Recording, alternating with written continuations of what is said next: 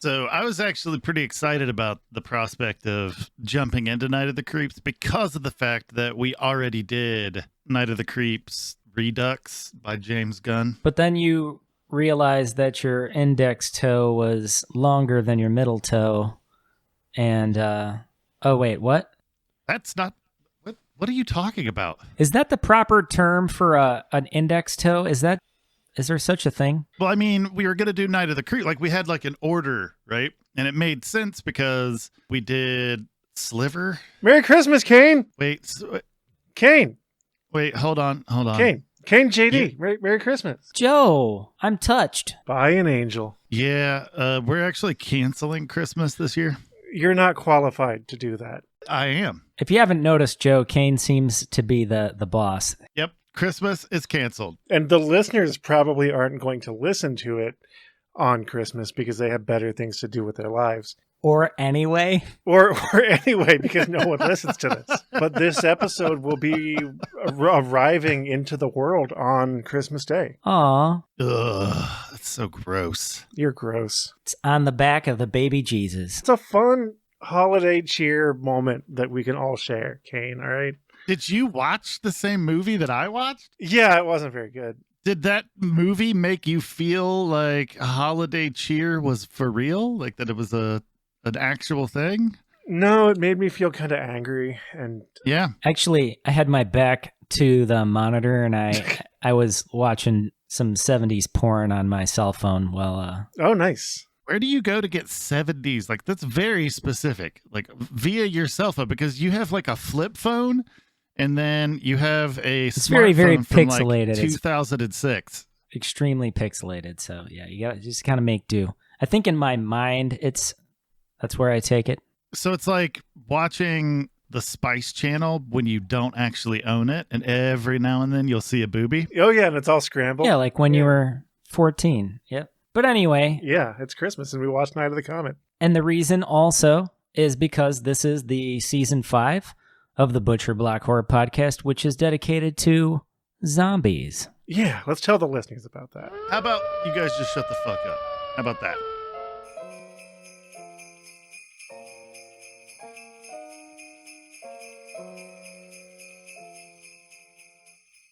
Welcome to Butcher Block Horror Podcast, where we exhume horror movies from the past and cut into what makes them so delectable. I'm Kane. I am Santa Claus. And I am William Joel. Hi, William. Well, today we're throwing Night of the Comet onto the slab. Night of the Comet! Ah! Because we were going to watch it anyway because of space radiation zombies, and Joe made a big stupid deal out of having a Christmas episode. If you enjoy the taste of these feasts of fright, then give us a follow wherever you get your podcasts. If you use the YouTube, make sure to like the video, subscribe, and click the bell. You know, I'm an empathic guy, and I put myself in Joe's shoes, and I was feeling his need. My Christmas shoes? Specifically, your Christmas shoes. The one with the little bell at the toe. Well, it's obvious you're not going to be able to wear a Christmas hat that Joe owns. Well, and why is that? Because I don't have a head! Oh, wait. Well, no, because Joe has so much head. I have a big head, and I have a lot of hair. Yeah. And that's okay. But yeah, definitely go to WeGiveYouBrainworms.com, where you can join our Funky Fresh Discord server, as well as support the show directly by becoming a patron using our Patreon link. Unless you get your podcasts in suppository form, in which case you're not obligated to follow. Yeah, that's how I take mine. Disagree. If you get your podcasts in suppository, I want you to make sure that you click the follow button, however that works. Well, it's not actually a suppository because it vibrates, but... Oh, you look like a Bluetooth kind of situation? Yeah. Okay. So now, do you hear the podcast by opening your mouth once the thing's plugged in? Oh, no, I can't hear a thing. Oh. I feel it. It's something I feel. Yeah. Oh. Calling in the air tonight. That makes much more sense. It's like if a band of dinosaurs were like running outside your apartment, you'd probably feel that. What? Yeah, exactly. I had to throw something about dinosaurs in there because this film has a cataclysmic event that may have wiped out the dinosaurs. Oh, yeah, I see what you did there. Okay, yeah. It was a little spin. Right. So yeah, Night of the Comet. It spun me right round. Like a record? Right round, baby. Right round, right. Like a record, yeah. Right round, right. Right said Fred. Wow. And so, yeah, It's kind of like a, science fiction horror-ish type of little number, slinky little number. / teen action film.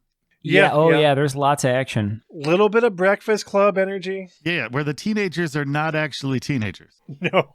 I mean, that's not uncommon for films to have like 25-year-old actors playing teenagers. Right. Because they could show boob. I mean, I hate that you put it like that, but yeah. I mean, why else? Why? Yeah, that's why they did it, Joe. Yeah. And to get around child labor laws, I think. Oh, yeah, there's that too. So, yeah, the film was released November 6th of 1984 with a runtime of 95 minutes. I just got to say that. All right, you realize that everything in this movie was kind of low rent, right? Oh, yeah. Before JD spits out what the budget was, because I am interested in what the budget was. The lead actor was a sorta Heather Langenkamp. Sure. She had some of those vibes, only she was partial to machine guns. And Joe kept seeing Quentin Tarantino on the face of every person in the movie. It was real bizarre. Just the one guy that looked like Quentin Tarantino. So I'm not going to name which actor Joe thought looked like Quentin Tarantino, but if you end up listening to this, which no one does, if you want to leave a comment and let us know which actor you think most closely resembles Quentin Tarantino, because I have a sneaking suspicion it won't be the guy that Joe said it was. And JD, I'm sorry for interrupting. Continue. The budget of what? $700,000. And it grossed $14.4 million at the box office. The hell you say? That I say, yes. So this film was directed by Tom Eberhardt. Born Los Angeles, California, March 7th of 1947, an American screenwriter, producer, and director. Probably best known for writing Honey, I Blew Up the Kids. Yep. Actually, this movie had some Honey, I Blew Up the Kids energy. I guess. However, Tom has a pair of horror movies that he's responsible for, and he actually started his career with a film titled Soul Survivor that also came out in 1984. Was it about somebody that was running a shoe store? No, it's actually about the last fish in the lake. Damn. Right into week 2, we are failing at humor. So bad. It's consistent. Very consistent we are. We're not professional comedians. No, it's true. It's true. We're not even amateur comedians. No. Yeah, we're like very makeshift comedians, but... we're not even that. Like every now and then when we're hanging out with our stupid friends, we'll say something they think is funny. And we just try to translate that into this podcast. And, well, you see what happens. Sure. We're just convincing people not to listen to the rest of the episode. JD. I'm fine with that. Shut up, Joe. So yeah, this little 1-2 punch of films. And then after that, there's not much to say about Eberhardt as far as horror goes. It's really just... Yeah, it's really more than words can say. It's all you have to do. Yeah. So Night of the Comet was produced by Andrew Lane and Wayne Crawford. And I searched for some horror connections to discuss between those two, found very little. So thank you very little. Awesome. Crawford, however, was involved with Snake Island of 2002. And Wayne did it all in that film. He directed it, he produced it, he acted in it, he even wrote the freaking thing. So was it good? We've seen what energy comes from movies like that. Yeah. Yeah, I'm curious now, but probably going to lay off that one. So, on to the plot of Night of the Comet. Yeah. So it's approximately 11 days before Christmas, and the Earth is subject to experience something like the mass extinction event that most likely wiped out the dinosaurs some 65 million years ago. Or so. Mm-hmm. 65 million years or so. Or so, something like that, yeah. Depending on if you believe in the Bible or not. Do you think that the movie was implying that in its fiction there were zombie dinosaurs? Because that's a way cooler premise than anything that happened in Night of the Comet. Like Jurassic Park meets 28 Days Later? Yeah. But just fighting other dinosaurs. Right, that's what I'm saying. Yeah. 28 Days Later, people didn't attack the other wildlife, man. They were going after people. Sure. That'd be cool. I would watch that. But my money's on the zombie dinosaur. But no dialogue. Just each dinosaur making its own sounds. Yeah. Just 90 minutes of bays, growls, and roars. Yeah, I'd watch it. And I would want the soundtrack to follow it too. Like if there's a death scene where a dinosaur has to kill one of their friends who's turning into a zombie, right? You know, this really sad thing. As long as there's rippling pools of blood, I'm in. So naturally, this event's taking place and people are freaking the fuck out. The masses gather to watch this event, witness it, possibly celebrate. They're all sort of under the impression they're going to just see it from space. Right. It's not actually going to affect Earth. Little do they know. Cut to supposedly 18-year-old Regina, a.k.a. Reggie That Belmont. actor was 25 minimum. Easily.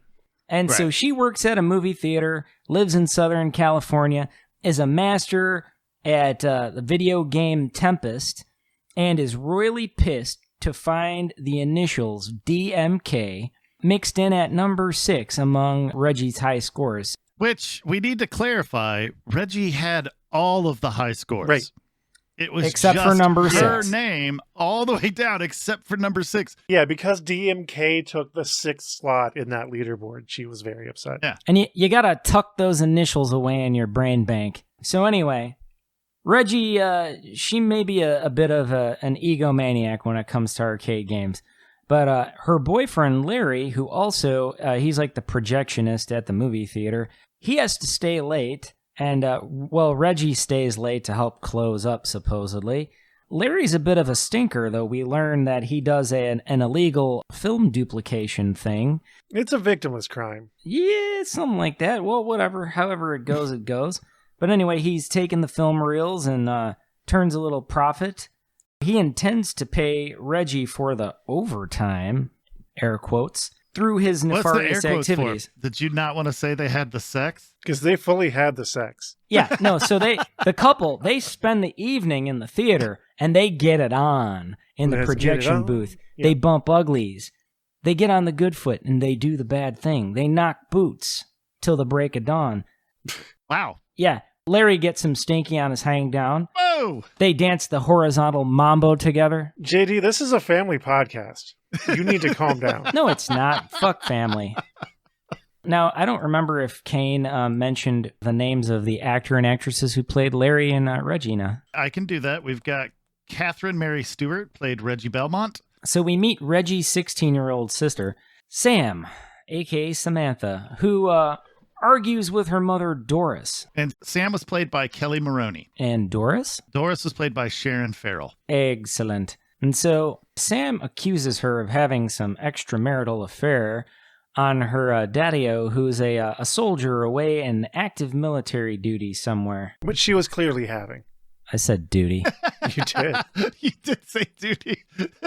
Things escalate, though, between the two, and Doris and Sam engage in fisticuffs. They do battle. Whoa, whoa, whoa, whoa. The way that you're describing this is like they had a fucking knockdown, drag-out fight. That's not what happened. The way that JD is describing it, it sounds like this horrible, like, domestic violence. It was played like a Three Stooges bit. It really was. It was.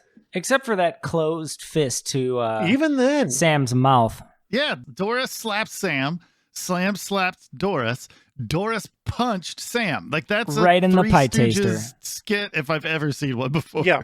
Yeah, there's no doubting that. But I feel like I described it in a way that might want to make some listeners watch it. Wait.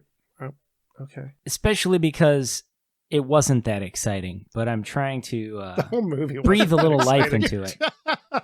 Anyway, Samantha, ends up spending the night out in this steel reinforced shed, something like that. Can you imagine how expensive a full like steel reinforced shed would be? I mean, Because it's not just like wood on top of steel. In order for this to work the way it's described, Mhm. the whole fucking thing would have to be made out of steel. I don't think the movie thought that hard about it. All right, well, I did, and it bothers me. it's unclear if it's like blocking out some type of like radiation or comet dust or Yeah. particles, or it's just very unclear on what purpose. The movie's like attempt to give us an understanding of the science behind the comet is all over the place. Mhm. is very flawed. The movie's attempt to explain its premise is like your really high friend that has a cool idea. So it's like, no, just go with it. It's going to be great. I'm like, all right, if you say so. And that's really how this movie handles its storytelling. Yeah, very true.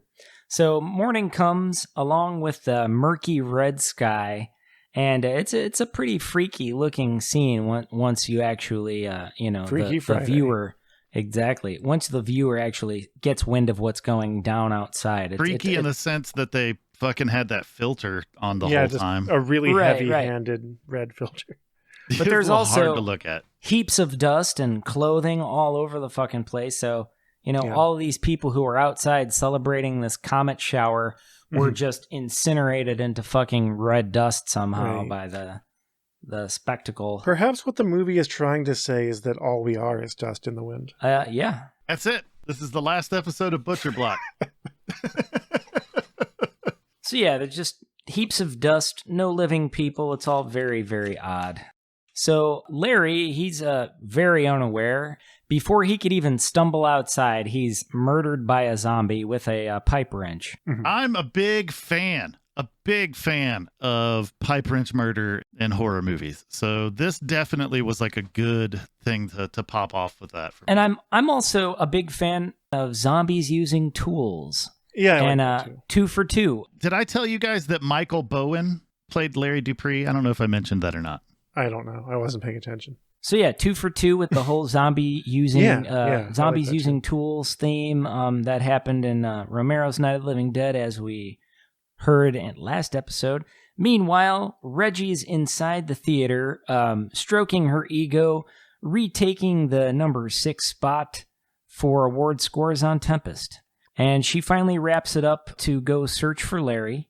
But Reggie, she's also very unaware at this point, as are most of the few survivors. Confused by the red gloom, assuming it to be smog. Yeah, because L.A. Yeah, some grotesque amount of air pollution. If she could only live to see 2021. Anyway, Reggie is encountered by a zombie, but narrowly escapes its wrath by way of Larry's motorcycle. And this is when we find out what Regina is really made out of. She goes hard and gives this zombie, whose command of the English language was pretty strong, I would say. Yeah. For being a zombie. Right. So this is the point where I'm going to interrupt again, because this is a different kind of zombie. Yeah. So the Romero zombie that we get to experience with the Night of the Living Dead, and honestly will make up a decent number of the monsters in the movies we're covering. Those guys, they had some semblance of their past. Like they were able to use tools like a rock to try to break a window and that kind of stuff. And they were there because hell was full and they had nowhere else to go. Or it was space radiation. Something like that, too. Well, I think the implication was that rather than like the rapid zombification that we get in a lot of zombie movies, it was a much slower process of becoming like shuffling zombies. Right. So for a decent amount of time, they kind of retained their basic humanity. Basic, because they will eat your ass. Yeah. And not in like a sexy way. They'll like just eat you and your ass will be part of the menu. So yeah, Regina hands the zombie his fucking ass and then takes off on Larry's motorcycle, shoots home to, and she ends up finding her sister. And they compare notes to surmise that they'd both survived destruction by having spent the night in some sort of steel reinforced containers, essentially. The sisters are now off to the local radio station, hoping to find more people who survived. Because there's a DJ talking on the radio. Right. Yeah, exactly. But sadly, to their dismay, the disc jockey was pre-recorded. They do, however, cross paths with Hector Gomez. Hector Gomez was actually played by Robert Beltran. He also escaped death by spending the night in the back of a steel truck. That doesn't sound like it would work, but okay. And so the trio, they're poking around the radio station when Sam unknowingly signals researchers who also survived. They're out in some desert underground bunker in some undisclosed location. So now we have Sam, Reggie, and Hector, and they're kind of in debate over their next move. While the scientists listen, we learn from the scientists, though, that everyone will eventually turn into dust. And they have like a little side hustle going on, but we'll get into that.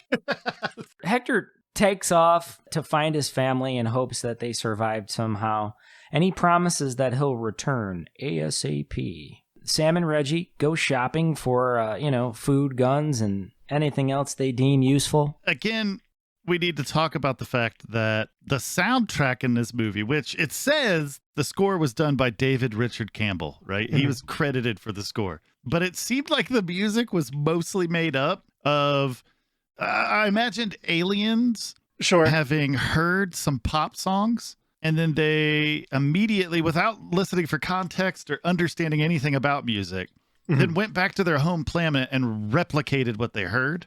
The only recognizable song, that feels wrong. So the songs were recognizable, but like while they're at the mall, Girls Just Want to Have Fun comes on. Right, but it's a sound-alike cover. Exactly. Right. It's like Tammy Holbrook.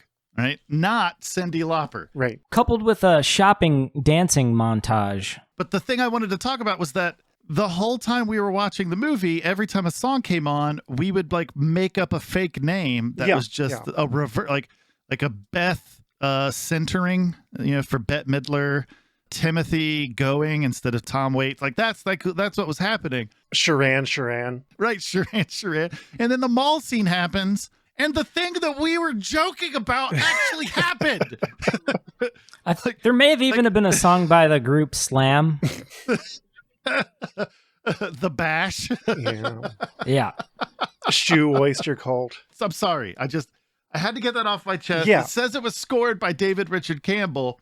I don't know what the hell he did. Maybe he was the guy with the synthesizer. Maybe he did the sound-alikes. I'm sure he did the synthesizer. He was the one with the cocaine, I'm assuming. And this whole movie was, everybody that worked on this was very, very lost. But unless there was another musician credited, then my suspicion is that guy did all of those sound-alike 80s pop songs.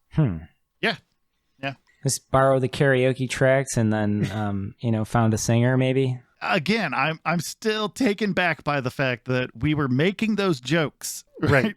Like we were even saying like characters that looked like knockoff versions of like Patrick Duffy and Dave Coulier and like all this stuff. And that the movie was just kind of like the runner-up edition of a horror movie, right? Right. And that the soundtrack was like that too. And then they actually have a sound-alike Girls Just Want to Have Fun. All right. Let's end rant. I'm sorry. All right. I had to get that out. We needed to talk about the music anyway, because it's a thing to be talked about. It was a fucking character in the film. Like it was definitely, it deserved wild. A credit. All right. I feel better now. So yeah, back to the mall, and our sisters are doing it for themselves. They are now confronted by some enormous dickbags, stock boys, who worked the mall, but no longer. Now they're like some sort of creepy, I don't know what, like half human, half zombie. They were deeply annoying. They were the stereotypical 80s toughs. But they were stereotypical. This whole movie was like the tropes of 80s filmmaking and 80s popular culture interpreted by someone that saw those things but didn't understand them. That's the thing is like, So Tom, when he was putting this movie together, he used inspiration from when he was filming PBS specials where he interacted with teenage girls, like real life teenage girls. So he wanted strong female protagonists in a post-apocalyptic landscape. So there were a lot of tropes that tied the entirety of the movie together. Like each section of story, like each act was just a different trope that was interconnected by the post-apocalyptic landscape from other better movies. Right. But the three toughs and their leader. So the toughs, I don't care who they are, but their leader was Ivan E. Roth, and his name was Willie. And him and the gang, they take the two sisters prisoner, but they're miraculously rescued somehow by the scientists who somehow were able to track their location. And then we meet Aubrey White. Real quick, if I can cut in. It's interesting to me that the writer-director kind of went in saying, like, I want to have strong female characters. And they kind of were. But anytime there was real danger, the characters still had to be rescued by other predominantly male characters. It's true. Again, tropes within tropes that connected all of the other tropes. So as I was saying, Aubrey White, Kane. Yes.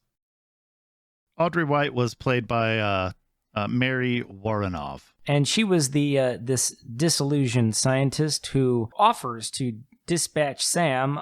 Well, she kind of falsely claims that she's going to give her a medication for her rash caused by the comet. But Sam's like, oh, no, I get like this. I'd be like, strawberry jello or something.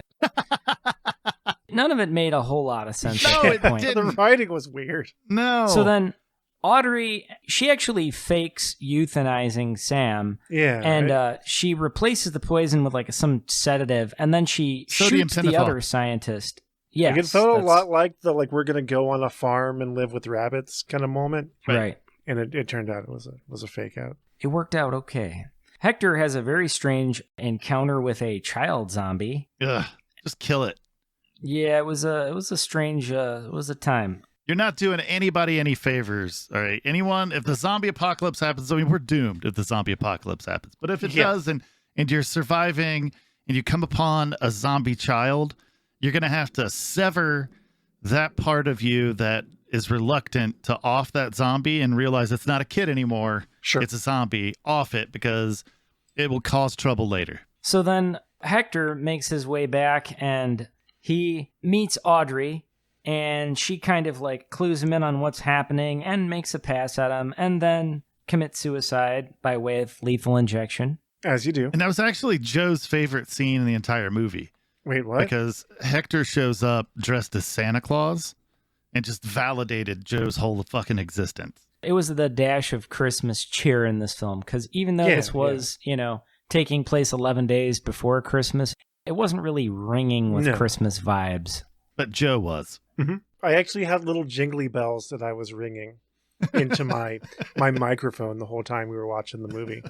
That's all right. I had you muted. So, Audrey offs herself.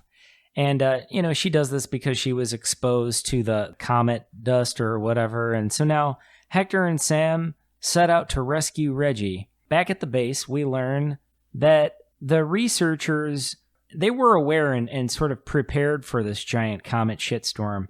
But they very, very stupidly left the ventilator system open with the fans running. And that's kind of what Audrey tells the story about. Hey, Kane, I think this episode might have left the fans running too. What? That was a good joke. Yeah. I'm going to go. See you, Joe. No. We still have story to finish. Just yank his leash, Kane. He's not going anywhere. Remind him. Set that choker. Oh, man. All right.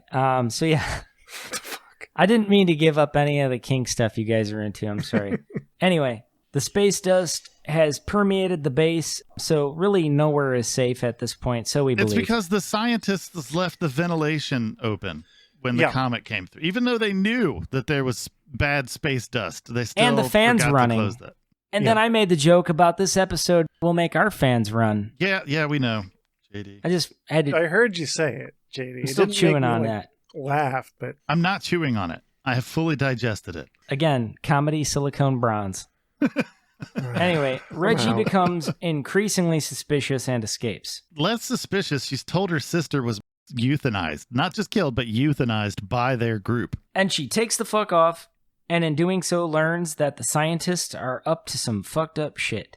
And they have been tracking down healthy survivors and rendering them brain dead, basically to harvest their untainted blood while they search for a cure. Or they just like drinking blood. Like Robert Smith? What?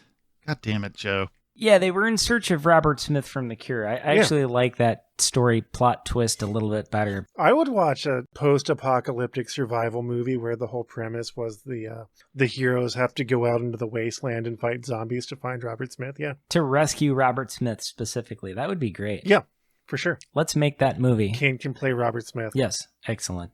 All right, so I would like to say that the lead doctor is Jeffrey Lewis, whom was one actor that was recognizable from multiple other films. Oh, yeah, he was in a lot of stuff. I've seen him be like a cowboy and all kinds of different characters.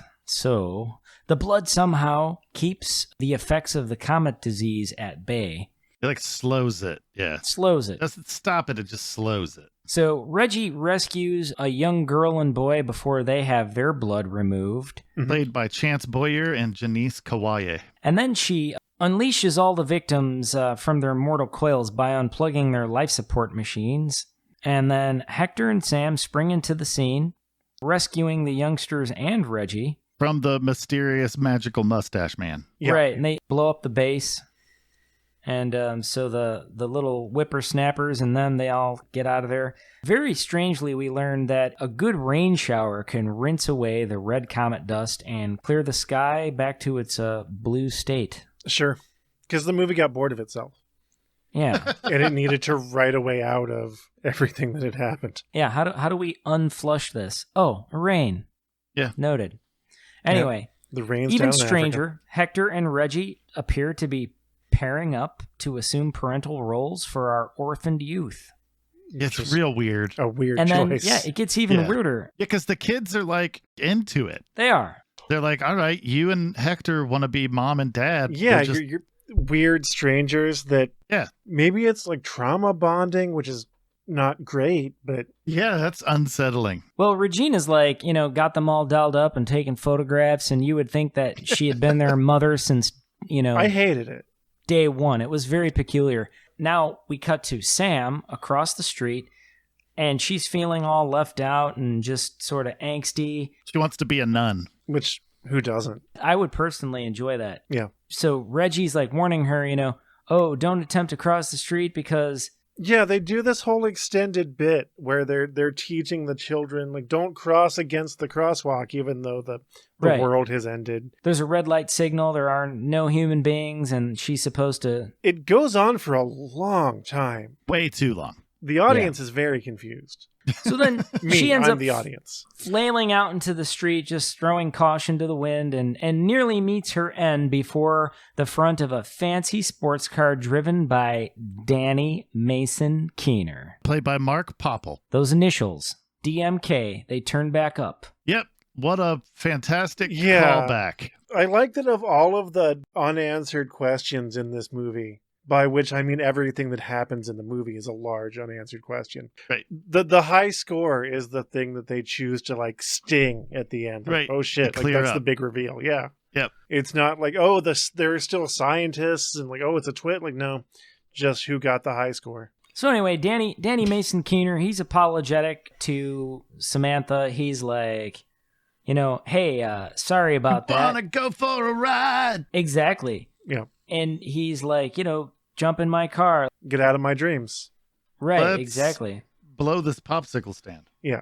Let's do it. Let's go get them malted. And so then we see them vanity plates that read DMK, and that finishes the film in a very quirky moment of irony, Leaving the audience confused and upset. and also with a little hope for the future. No. Not much hope, because let's just say that the gene pool that exists, say that every city has a group of similar size that survived, Right. right? Because in LA, 6 people appeared to survive. I mean, there could have been more people that we didn't, but yeah, we'll go with your thought experiment. So there's like one person in Chicago. So let's say LA is a giant ass place. Right? It's a giant city, Right. huge population, Right, and well, you know what? We'll say that 10 people survived. right. All right. Based off of what we saw, 10 people survived. They happened to be sealed away in a steel vault of some sorts. They survived, right? Or in a movie theater projection booth. Right. Steel vault, whatever. Right. So, Chicago, there's 6 people there. New York, there's 12 people there. Mhm. Right. That is not enough biodiversity. No, the planet is doomed. That wasn't an optimistic not the ending. planet. The planet isn't necessarily Oh, doomed. sure. The human population is The doomed. humans are doomed. Like Yeah. you don't survive that. No. Might as well just walk hand in hand into extinction. The remaining, however many people, do get to live out pretty happy lives on an incredibly low population density planet, but it is an extinction event. Yeah, and I'm assuming that they're going back several decades in terms of like now they lack modern dentistry, so they're life expectancies will go Sure. down considerably, and They're going to have to make up medical science as they go along. Yeah, that should be fun. But I mean, all the power was still on. Yeah, So there's plenty of everything. for a couple of years, they're going to have a good time. Yeah. But then it's over, man. Game over. Yeah, you're not coming back from that. No. Yep. That's the end. That's the end. You can go to the mall and have everything you've ever wanted. Yep. See how that worked out in Dawn of the Dead. Why don't we, since that's the end of the movie, Joe, why don't you give us a little info about the writers and the cinematographer? I don't really want to. Shut the... Joe, just do it. Do what you're told. Yeah, no, I can actually do that.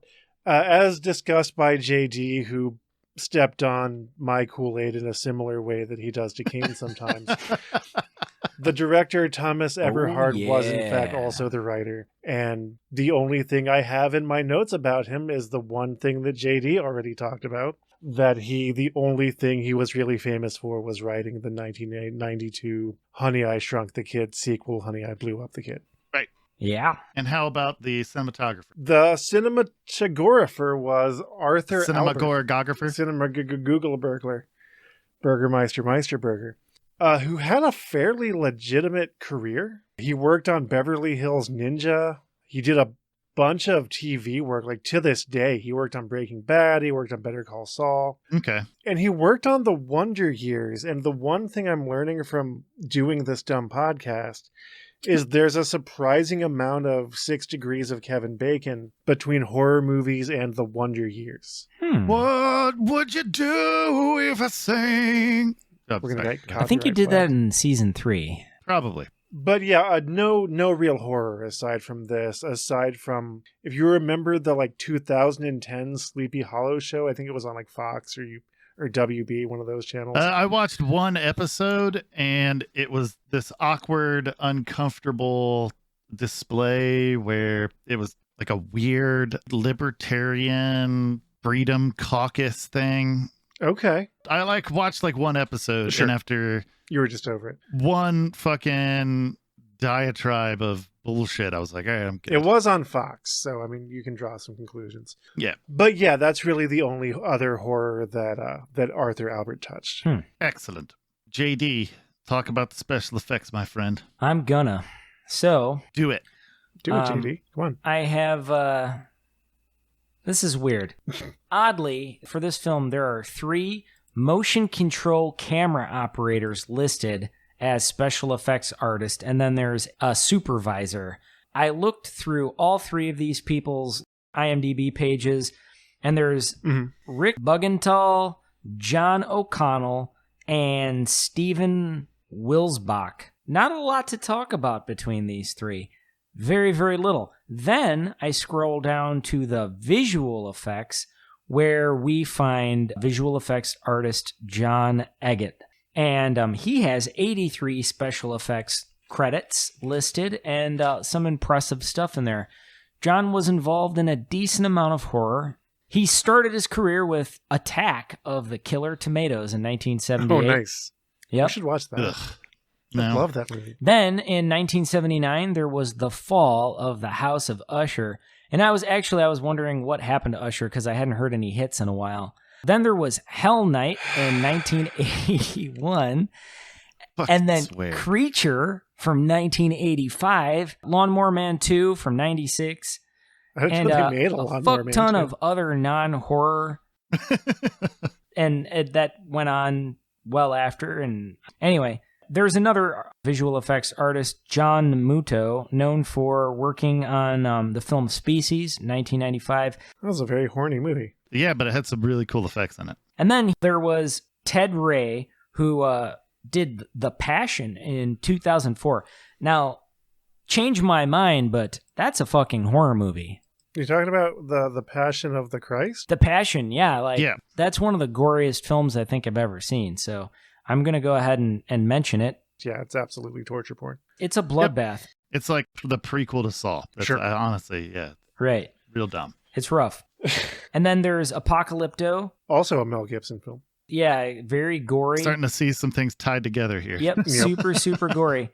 And Ted Ray was also part of the special effects crew for the film Beetlejuice of 1988, and he was responsible for the snake sequence where Beetlejuice kind of turned into a big snake creature in the stairwell. Cool. It was awesome. Ted also worked visual effects for Game of Thrones between 2016 and 2019, and that, I mention it because that show had some gore-filled moments as well. It's true. So as far as like the actual, the meat and potatoes of the special effects in this film, yes, there was a murky red sky, but that was just a filter on the camera, I think. Right. But the zombies, right? Guys, right. The zombies were good. The zombies were good. They were consistent throughout the whole thing. Like every zombie, like you could tell that the zombies were made by the same thing. Yeah, right. And very consistent, rotten flesh, sunken eyes. Somebody got their face tore off at a point in this movie, and that was kind of cool. Yeah, anytime there were gore effects, they were pretty fucking solid. Yeah, a reasonable use of fake blood. Whenever the movie decided it wanted to be a horror movie for a few minutes. And not a teen action film. Not a teen action movie or like half-baked Road Warrior. Right. Then yeah, the gore was fun. Yeah, this movie owned a collection of hats that it would swap in and out just like that. Sometimes it would wear multiple at the same time. Yeah. That's true. But you never knew what you were getting. It didn't have one good idea, so it used all of its okay ideas. That sounds like a good way of describing it. That's really good. And so, yeah, I kind of winded in on that as far as the special effects go. It's just quality gore, not a lot of it. But when it's done, it looks good. Yeah. All right. Well, then let's go ahead and move along with our personal experience with the film. Joe, you're going to start us off like usual. Bah humbug.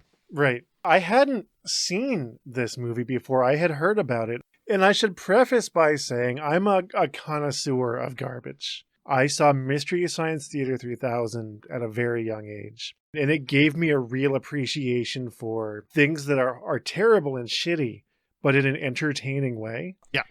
And for the first half or so of this movie, I was having a lot of fun. I think a little bit more fun than the two of you were having. I've seen it before. That's fair.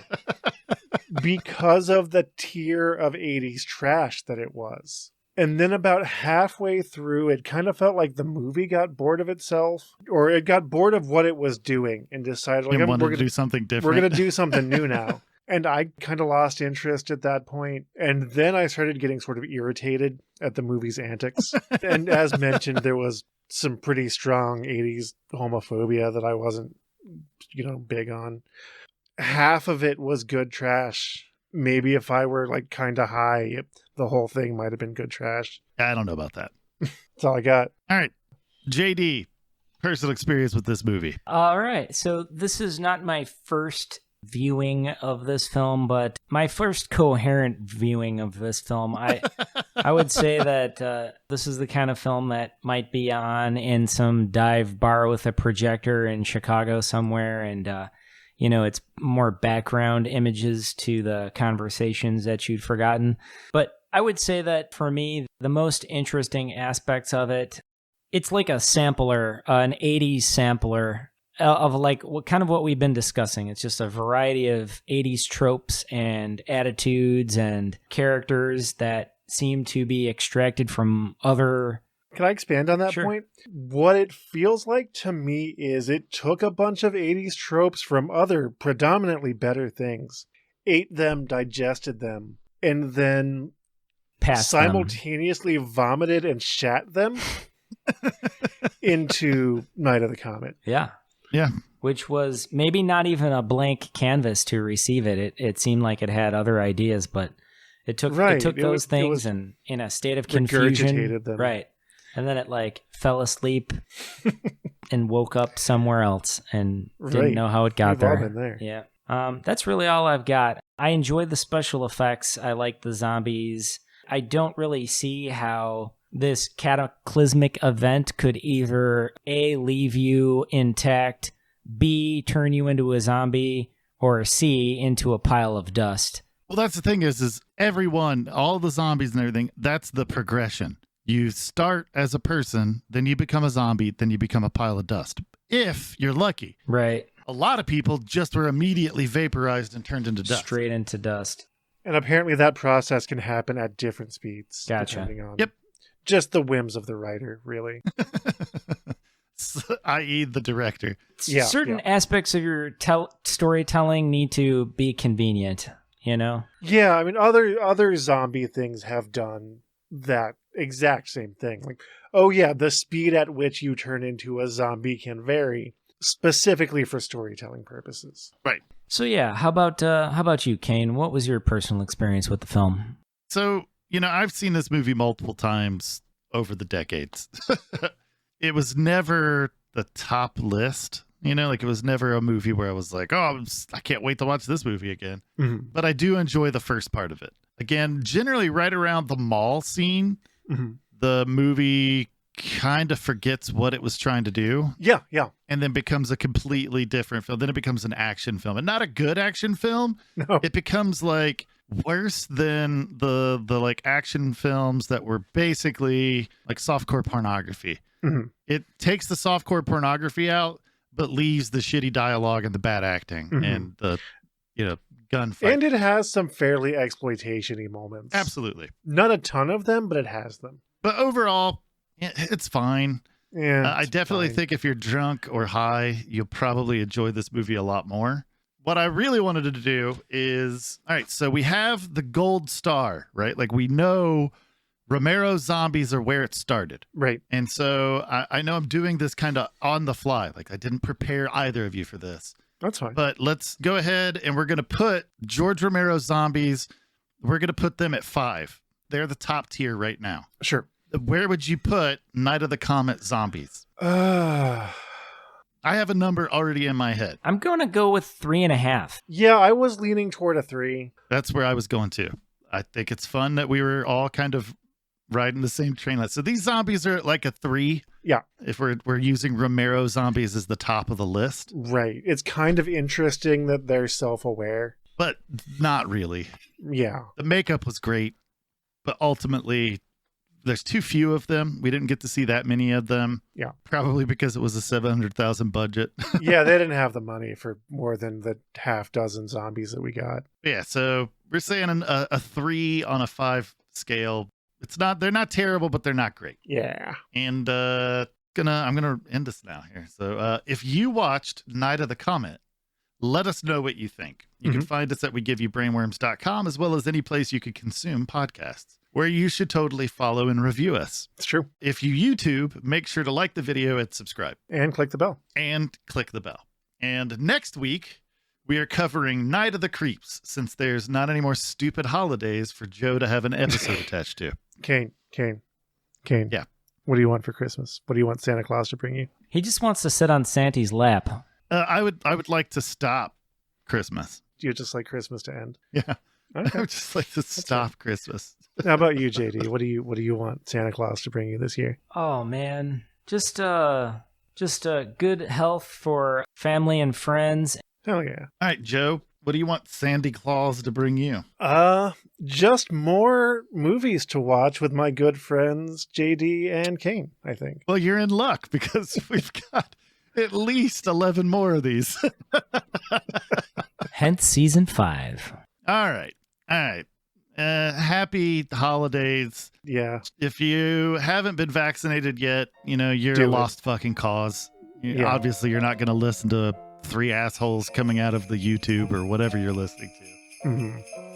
Valid. You should also make sure to write your lawmakers and let them know that we need to make sure that the whole world has vaccinated, not just the United States. Mm-hmm. Aside from that, fuck off, bah humbug. Happy holidays, everybody. Bah holidays. Hopefully you don't get too sad. I mean, happy hollandaise. Nice. Au revoir.